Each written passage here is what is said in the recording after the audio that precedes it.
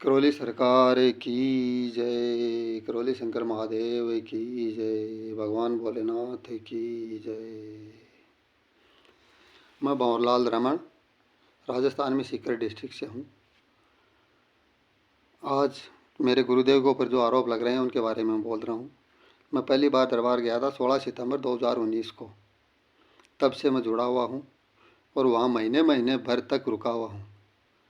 और इतना लंबा समय होने के बावजूद मैं गुरुदेव के सामने केवल 2 बार गया हूँ। उसके अलावा गुरुदेव के सामने जाने की वहाँ नौबत ही नहीं आती, ज़रूरत ही नहीं पड़ती है। पहली बार जब मैं दरबार गया तो वहाँ दरबार में बैठ के किसी से पूछा भी नहीं क्या करना है क्या नहीं करना है। एक ऑडियो चलता है, उस ऑडियो के हिसाब से कि ऐसे ऐसे नियमों का पालन करना पड़ता है। मैंने केवल अब तक नियमों का पालन ही किया है। वहाँ जो विधि चलती है उस विधि का पालन किया है। उस विधि के पालन से ही मैं ठीक हुआ हूँ। अब आप सोच रहे होंगे कि मेरे को क्या बीमारी क्या थी। मेरे घर में 9 मेंबर थे, 9 सदस्य हुआ करते थे। आज मैं अकेला बचा हुआ था। जब दरबार गया था ना वो टाइम पर मैं बिल्कुल अकेला था।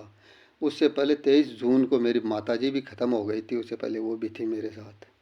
पूरा परिवार मेरा दुश्मन था और मेरे ऐसे असाध्य एक रोग लग गया था कि शनिवार को रात को कभी भी इतना भयंकर रोग हो जाता था कि आँख कान नाक गला सब एकदम से सूज जाता था और सांस लेने में दिक्कत होने लगती थी।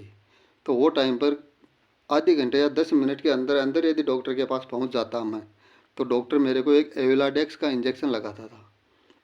उस डॉक्टर ने ही मेरे को बता रखा था कि कहीं पर भी कोई दूर गया हुआ हो किसी दूसरी जगह तो ये एविलाडेक्स का ध्यान रखना, इस इंजेक्शन को लगवा लेना घंटे भर के अंदर अंदर, नहीं तो प्राण निकल जाएंगे। मैं जब पहली बार दरबार गया था ना 16 सितंबर को, तब ही मेरे पास बहुत सारी मेडिसिन हुआ करते थे डॉक्टर के दिए हुए कि ये एनी टाइम साथ रखना है, कभी भी जरूरत पड़ सकती है। जब तेरे को इसके सिम्टम्स आने लगे तब ये टेबलेट तेरे को लेनी है। तो मैं वहाँ से वापस आते वक्त इतना तंग आ चुका था कि वो टेबलेट जो थी ना वो ट्रेन से ही बाहर फेंक दिया था मैंने कि अब मरना ही बेटर है। उससे पहले जीने का एक ये रीज़न था मेरा कि मेरी माँ जिंदा थी तो माँ के सामने मैं ख़त्म नहीं होना चाहता था। और उसके पहले भी मेरे को मारने के लिए इतनी भयंकर भरपूर कोशिशें की गई हैं, लेकिन भगवान भोलेनाथ को ज़िंदा रखना था मेरे को। अब आपको मैं कुछ प्रूफ दिखाऊं तो दिखाऊं।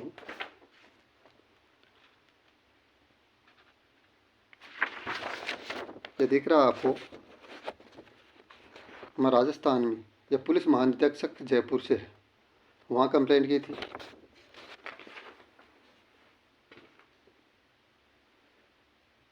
ये पुलिस अधीक्षक महोदय मेरे सीकर डिस्ट्रिक्ट से हैं, उनको कंप्लेंट की थी, उसकी फोटोकॉपी है। ये मेरे गृह मंत्रालय में मैंने अप्लाई की थी। क्योंकि आप सोच सकते हो कि 9 मेंबर सब जाने के बाद मैं अकेला मेंबर बचा हुआ था परिवार में, तो दुश्मनों ने कितना भयंकर मेरे को टॉर्चर करके कि अब ये अकेला ख़त्म क्यों नहीं हो रहा है। हैं? इन सब से मैंने इतनी रिक्वेस्ट करने के बावजूद भी मेरी प्राणों की रक्षा के लिए इन्होंने कोई गारंटी नहीं दी। और मैं गुरुजी से मिला नहीं था मेरे दरबार में जाकर के, केवल प्रक्रिया ही पूरी की थी वहाँ पे। उससे मैं आज ठीक हूँ, आज स्वस्थ भी हूँ। 2 बार भी मैं इस सिलसिले में मिला हूँ गुरुजी से कि कुछ मेरी पर्सनल बातें थी, वो ठीक होने के बाद मिला हूँ मैं, उसके पहले नहीं मिला था। कि क्योंकि गुरुजी स्वयं बोलते हैं कि मेरे से मिलने की ज़रूरत ही नहीं है, पहले आप अपनी विधि प्रक्रिया पूरी करो। फिर रही बात, लोग कहते हैं कि पैसे लगते हैं, वहाँ पैसे लगते हैं। पैसे मैंने तो ये सोचा कि एक पैसा भी नहीं लगता है, सबसे सस्ता दरबार। 4 साल का पीरियड हो गया, सितंबर में 4 साल होने वाले हैं। 4 साल में मैंने 2 बार जन्मदिन के ऊपर बाबा जी के प्रसाद चढ़ाया है बाबा जी को। वो 2 बार जो मिठाई का मैंने छोटा छोटा प्रसाद में लेके गया हूँ ना, उससे कई गुना ज़्यादा तो मैं दरबार से बाबा जी के चढ़ाए हुए पान खा के आ गया वहाँ से। वहाँ महीने महीने भर तक मैं रुक के आया हूँ, एक पैसा रुकने का खाने का मैंने नहीं दिया वहाँ पे। और घर से ज़्यादा सुविधा वहाँ दरबार में मिली है मेरे को, वहाँ रुका हूँ मैं।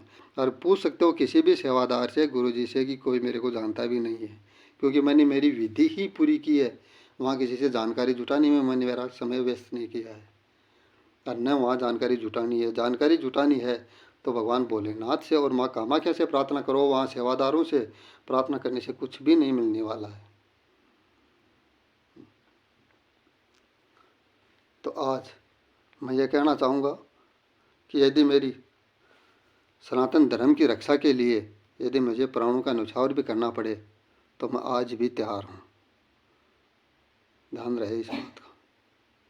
जय करौली सरकार।